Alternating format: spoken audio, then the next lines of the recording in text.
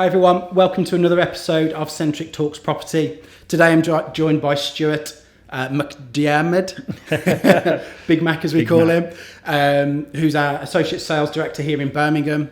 We're going to talk today about the hot topic of cladding. I know it's not very exciting, but it's quite an apparent subject right now in the market. Yeah. Let's get straight into it. Stuart, tell us a little bit about yourself. Yeah, so obviously, lovely introduction, thank you. Obviously, I'm Stuart McDermid, Associate Sales Director in Birmingham. Been in the industry for 20 odd years. It's fair to say we're going through quite a rough challenge right now. Probably Some the of hardest. the toughest years. I would say it's the hardest in the career, really, without a doubt. I mean, we've had recessions, we've had challenges, we've had unemployment rates that we've all worked through, and you know, right now there's just so many little things in and variables out that's causing the market to be very, very challenging. Absolutely. So it's certainly carving a path on my career anyway. That's for sure. Yeah. Cool. Yeah. Okay.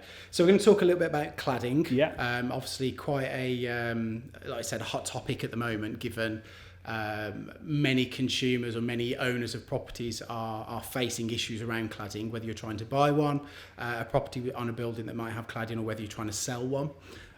So give us an overview of what cladding is, just to be, just to give the general public an idea of what we're talking about. Yeah, absolutely, Andy. I think that is really it. I mean, cladding is such a vague term of a material that's put on a building. Essentially, it's an infrastructure that's put on the exterior of a multi-story complex, whether it's an apartment block or any sort of commercial the wrap residence. of the building, just a basically. wrap, It's basically a rain defence to protect the building against the elements. Variety of materials are used in order to create flare on the building, so they can be different colours, shapes, sizes. But essentially, it's a material of two aluminium boards which are bonded together. With a material, a lightweight material in between. As I say, it can be changed in colour. It's lightweight and it's easy to put on a building. Almost a decorative finish, but has a robust finish to it to protect the building from the elements. Okay. And why is it such a challenge in the market at the moment? Why has cladding become such this major topic? Again, it's such a big challenge for us because that's our marketplace, the apartment market, city centre. So obviously we're in the thick of it and we're learning about it daily. Every day is a school day, as they say. Absolutely. Essentially, what the main issue with the cladding for me is that Grenfell disaster was obviously terrible for everybody. I mean, 72 lives were lost back in 2017 in June. I think reality is that it was 2017. It's now 2021. Obviously, we've had probably a full 12 months of the challenges with cladding, which has been a result of what happened at Grenfell. In reality, it hit so quickly, and the government didn't react quick enough. And I think what's happened is that it's just catapulted into this massive problem where we've got thousands of buildings all with this material on the exterior. Nobody knows what material it is. Nobody knows what if it's fire risk assessed or if it's a problem. And obviously that is a headache in itself, trying to obviously figure out which buildings are safe, your way through it, and which buildings aren't. So it's kind of bottlenecked now. And the problem is that there's so many buildings out there with this material on, or our material. I'm not saying it's I think if we take that there, because it's also gone as far as material on balconies, that kind of stuff, hasn't it, as well? I mean, I've tried to figure out myself personally by going out looking at the buildings that we sell and try and figure out, well, is this going to be a problem? What does it look like? Is it a clad? Is it not? Is it a material that we would think is flammable, comparing it to what we know or have seen in the media? But the challenge is that a lender just blanket bans the whole lot. And we have to react to that, really. And I think that's where I feel... So just summarise the challenges in the market then. So from Grenfell happening, which, as we said, a great disaster and many lives lost, probably unnecessarily if they'd have listened to their own advice that's out now. The government then moved along and put out some guidance notes almost, rather than black and white legislation. And that resulted in what happening I suppose in the lending market, in the housing market. Absolutely, I think so. I mean, Grenfell, as I say, happened 2017. Nothing really happened for those 3 years. Obviously, what we didn't see was the political battles behind the scenes, where the government were obviously trying to figure out the best way to handle it, I suppose, is the right way to put. Unfortunately, what's happened then is the likes of Nationwide, which is the largest building society lender in the UK, was one of the first to sort of put a blanket ban on lending on those types of apartments that had cladding.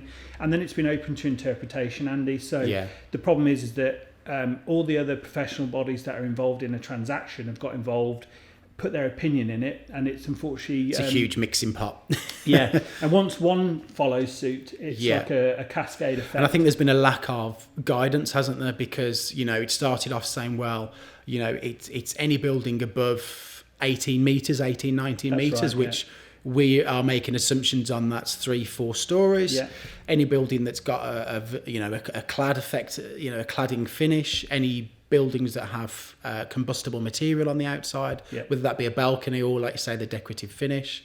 And it was so vague almost, you know, that every lender, whether it was 1 story or 20 stories, had that tick box exercise, didn't they, of seeing what's known as an EWS1 certificate. So maybe talk to us a little bit about what an EWS1 certificate is as well.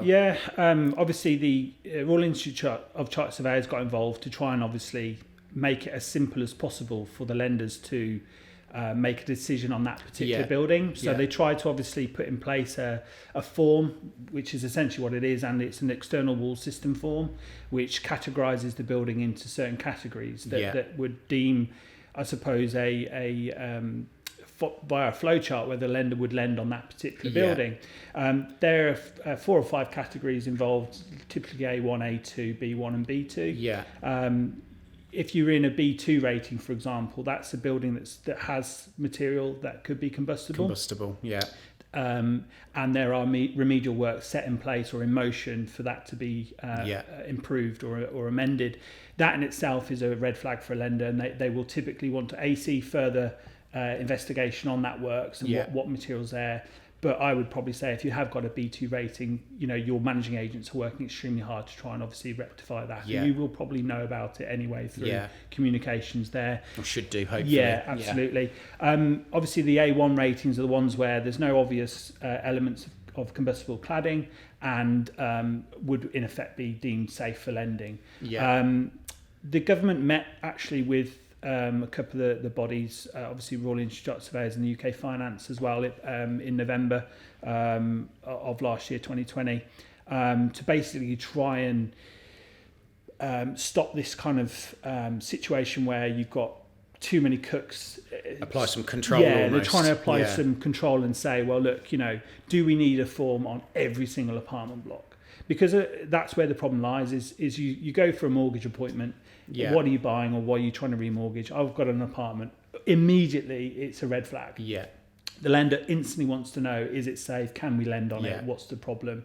And that in itself is where a lot of the problems have caused. So the UK government and the Royal Institute of Surveyors are trying to put in place some control measures of what buildings need and require them. So I think that's where we're now waiting to see what's happening moving forward, because we're still kind of impacted on what's been happening the last 4 months, if you like, as our pipeline is churning. The information that's coming through isn't quick enough, really. And that's what's happening. So as if you had an apartment to sell and it was over the 18 metres, let's hope the guidance does kick in.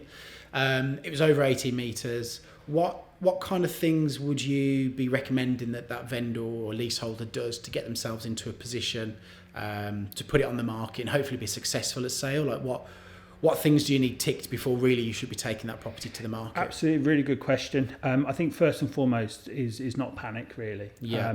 You're not alone in this situation. There's lots of homeowners that are in very similar positions. I think for me, first and foremost, is to speak with your managing agent and just have a conversation with them about the fact you're looking to sell, and you know what has been done or what's being done about the building. Where are they at with that process? But also stand back, have a look at your building. Probably not many people do actually observe what their building actually looks like. I think if you have got stacked balconies, it's made from. If you have got an obvious sort of exterior to the build, that for me would be your first port of call, just to double check. You know, that the building, you know, what it looks like and what your actual opinion is based on that. It's very difficult to get an accurate opinion because you're not a professional. But if you speak to your managing agents, they'll certainly tell you logical sometimes though to look at it. If there's things like timber, wood, clad in any degree, whether it's on a balcony. I mean, to sort of quote a client that we've been working very closely with, very, very good client of ours, historically great relationship. He's been hit with a situation where his block or his building where his apartment sits has got no cladding at all. It is a red brick. Existing build, original design, absolutely. However, the building has got a certain percentage of cedarwood cladding, and some of the balconies are obviously stacked with some combustible material. That in itself has put one blanket EWS1 across the whole development. Now, you could argue... So lenders are asking to see a full EWS1, where actually it's under the 19 metres. It's actually only a two-storey apartment element. A conversion in a brick built, so there is no clad on the building, so to speak, apart from around the apartments. Correct. Sorry, around the balcony areas. Correct, Right. Okay. So obviously that is where he's trying to say, well, you know, does this really apply to me? Should it apply to me? And that's where I think there's a lot of grey area. And I think surely there should be like a risk exercise done. You know, mitigate risk. You know, if the whole building has full clad, then absolutely needs an EWS1. But obviously it comes down, you know, from a surveyor's point of view, maybe. I think where the challenge with that is that, you know, that's where for me personally as an agent in this marketplace, the government needs to set some real clear guidance about what is actually there needed to be reported on, because there's so many people that are trapped in this grey area. And for me, that is where I feel really, really sorry for those people stuck in that situation. Creates panic, uncertainty. And equally as the professional, we're also scratching our heads trying to figure out a way, you know, how can this trying to keep ahead of the the trend, regulation. try and understand what we're trying to do and how we're going to get ourselves out of it, really. Well, that's leading me on to another question I had, really. What as a property professional and an agent in the city dealing with many buildings like this, what have you put into place to try and, I suppose, deal with the situation, you know, update the vendors, etc., just so we know, you know, what kind of things should sellers be looking for from their agent? Yeah, absolutely. First and foremost, we've put in place a stock review, essentially looking at all of the stock that we're marketing, speaking with all the managing agents that we know, or if not, we're working with, to see what's been done at the building. Trying to highlight the ones that we've got on market that have got EWS1 forms, and then those are the ones that we're obviously advising are able to be sold. Again, depending on the rating of the form. The buildings that aren't EWS1 signed off, you know, do we take them off the market? Is that fair? Can we do that? I think it's a conversation with the owner, you know, advising the situation. Look, we're not really in a position to sell the property today. If we did achieve a sale, it's likely to fall through. It's going to end up wasting your time and money. What do you want us to do? We're still prepared as an agency and as a company to be as transparent as possible, to give people the advice they need and to help and guide them through the situation. We will, of course, market every property that we you know, that are on our books and give the clients the best advice possible. But we have to be real as well. And I think that's where I think the hardest thing is in this world today. It's not just marketing a property, selling it, because selling it's not the hard part these days. It's actually getting it through. I think to completion. The biggest challenge that I've found personally is actually the selling element and then the transaction bit between. And I think historically before, agents have always said, you know, we do this to sell your property, and this is how we market a home, and we're the best. And but actually, reality, it's the experience of getting a sale through transaction. That's very valuable these days. That's where the money's made for me. And just quickly then, from a purchaser's point of view, so if you're in the market, you're looking in a city centre or at any apartment block, and you're interested in purchasing, what kind of things would you be advising that customer to look out for before they jump 2 feet in and start placing offers? I think be really clear about what you're looking for, really. Have a list or a note system. Speak to your agent in particular, ask if there's any problems, anything you know or aware of. Obviously we have a legislation that we are guided by to give transparent information to the client. So really what is advice to you is before even viewing a property, you should be asking, you know, has this been looked into. Is there an EWS1 form applied to the building? Are there any obvious reasons why I shouldn't purchase the property? Is a really good question to ask your agent. And just be, really careful before going into anything, because it could end up costing you quite a bit of money. So do your research first. Absolutely. Speak to the agent, trying to get all the honest and open, transparent information. And ultimately, if an agent's marketing that apartment, they should know whether it's got an EWS1, whether it complies with current regulations. So that information should be widely available. So check that out first. Make sure before you start applying for mortgages and instructing solicitors. Yeah, I think we often talk about be ready for sale with our vendors. I think the same applies to a purchaser. Be ready. Speak to the bodies that you need to speak to that will help you in a transaction. We have mortgage advisors that can give you honest, transparent advice about the best mortgages, and also the difficulties in applying their criteria on this topic. A lender for this type of topic. The lenders have different criteria. Is what I would say, is just be prepared. Yeah, okay, absolutely. Cool. Few quick fire questions then. Mm-hmm. How do you see the year of 2021 panning out, given cladding and COVID? Yeah, the two C words. It's a really good question. I mean, for me, I think the first quarters of this year we'll see obviously the vaccinations coming in, and hopefully will give some confidence to people with regards to movements around the city. I do see that there is still a demand for housing, which is really important. Yes. In terms of cladding, I do feel this is a long-term project. I don't think it's a quick fix. I think this is something that we are advising customers that, it's a long-term plan. Things do take a long time to put in motion. It's not an overnight fix, some of these. Yeah. Those that have got EWS1 forms that are in the acceptable rating, great news. Get your house on the market, get yourself sold, move now. This is the best time to do so. You've got stamp duty threshold, which is due to end in March. Holiday. Yeah. If that is extended by the government, absolutely brilliant. You need to get advantage of that. There's also talks of leasehold reform as well. So there's lots of things that are in the background about properties that are on lease. Just get your property to the market is the advice if you can. I feel personally that we're overcoming so much daily that it can only go one way, which is hopefully up. Yeah. And I'm looking forward to the end of 2021. Absolutely, yeah. And I think as an industry, we've massively shown that we're versatile, strong-willed and adaptable this year. So, well, in 2020. So, I think, credit to everyone in the industry. And, let's hope that 2021 is a successful year. Yeah, hopefully. Brilliant. All right. Well, thank you for your time, Stuart. No problem. It's been brilliant. Thank you for taking time out of the day. And thank you, everyone, for joining. Do like and share, and please do drop us some comments on the topics and anything particular you'd like to see. It'd help us just move forward with these. So, thank you very much for tuning in, and we'll catch you on the next episode.